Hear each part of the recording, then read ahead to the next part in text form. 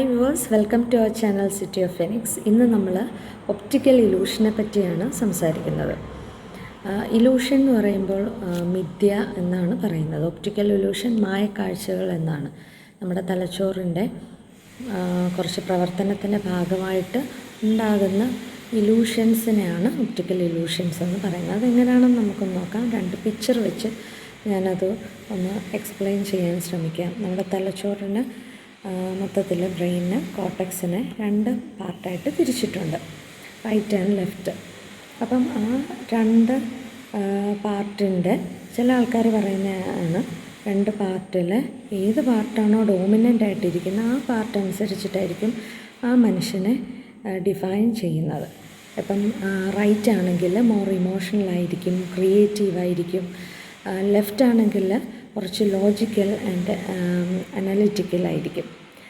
അപ്പം ഈ optical illusion എന്ന് പറയുന്നത് നമ്മുടെ കണ്ണിലേക്ക് കാഴ്ച നമ്മൾ കാണുന്നത് തന്നെ നമ്മുടെ കണ്ണിൽ കൂടെ, ലെൻസിൽ കൂടെ ലൈറ്റ്, ആ ഒബ്ജക്റ്റിൻ്റെ ലൈറ്റ് നമ്മുടെ ലെൻസ് വഴി കയറി റെറ്റിനയുടെ ബാക്കിൽ അത് പതിക്കുമ്പം അവിടെയുള്ള നമ്മുടെ നെർവ്സ്, ഒപ്റ്റിക്കൽ നെർവ്സ് അത് കളക്ട് ചെയ്ത് തലച്ചോറിലെ ബ്രെയിനിൻ്റെ കോർട്ടെക്സ് എന്ന് പറയുന്ന പാർട്ടിൽ, ലെഫ്റ്റോ അല്ലെങ്കിൽ റൈറ്റ് ഏതെങ്കിലും കോർട്ടെക്സ്, അതായത് വിഷ്വൽ കോർട്ടെക്സിൻ്റെ ഏരിയയിൽ കൊടുക്കുമ്പോൾ ബ്രെയിൻ എങ്ങനെയാണോ പെർസീവ് ചെയ്യുന്നത് അതനുസരിച്ചായിരിക്കും നമ്മൾ കാണുന്നത്. ഇപ്പോൾ കയറ് കാണുമ്പോൾ ചിലർ പെട്ടെന്ന് പാമ്പായിട്ട് തെറ്റിദ്ധരിക്കുന്നത് ഒക്കെ ഒരു ഈ ഇലൂഷനകത്ത് വരുന്ന ഒരു പാർട്ടാണ്.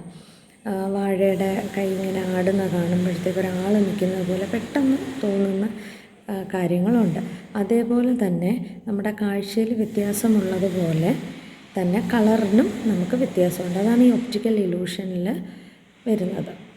രണ്ട് പിക്ചർ ഞാൻ ഇടുന്നുണ്ട്. ആ പിക്ചറിൽ നിങ്ങൾ എന്താണോ കാണുന്നത് അത് നിങ്ങൾ കമൻറ്റ് ചെയ്യുക, ഏത് കളറാണ് കണ്ടതെന്നുള്ളത്. അപ്പം അതിൽ ഓരോ പിക്ചേഴ്സിൻ്റെ അനുസരിച്ച്, അതായത് റൈറ്റ് ബ്രെയിൻ ഡോമിനൻസ് ആയിട്ടുള്ളവർക്ക് സ്നീക്കർ ഷൂസിൻ്റെ കാര്യത്തിലാണെങ്കിൽ പിങ്കും വൈറ്റായിട്ട് കാണും. ലെഫ്റ്റ് ബ്രെയിൻ ഡോമിനൻസ് ആയിട്ടുള്ളവർക്കത് ഗ്രീൻ ആൻഡ് ഗ്രേ ആയിട്ടായിരിക്കും കാണുന്നത്. വേറെ കളേഴ്സ്, അതായത് ഓറഞ്ചൊക്കെ കണ്ടവരുണ്ട്, ഒരു പച്ച കണ്ട ആൾക്കാരൊക്കെ ഉണ്ട്. ഗ്രേ അല്ല, ഗ്രേക്ക് പകരം ഒരു ഫ്ലൂറസൻ പച്ച കണ്ട ആൾക്കാരൊക്കെ ഉണ്ട്. പിന്നെ മറ്റൊരു പിക്ചർ എക്സ്പ്ലെയിൻ ചെയ്യുന്നത് വെച്ചാൽ 2015 ഒരു ലേഡി, അതിൻ്റെ അമ്മ വെഡ്ഡിങ് ഡ്രസ്സ് അയച്ചു കൊടുക്കുക പിക്ചർ.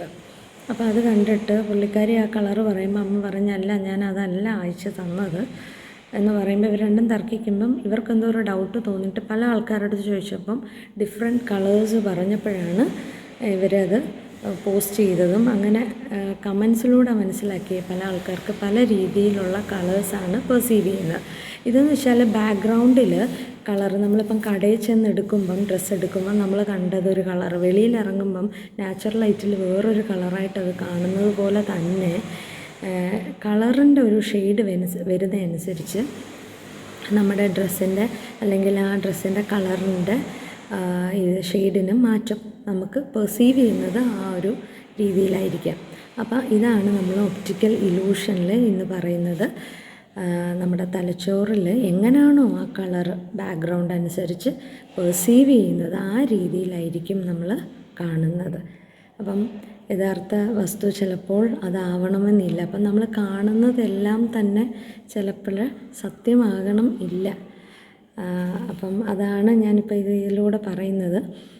നമുക്കുണ്ടാകുന്ന ആ ഒരു എൻവയോൺമെൻറ്റിൻ്റെ ഭാഗവും കൂടെ നമ്മൾ പെർസെപ്ഷനിൽ വരും.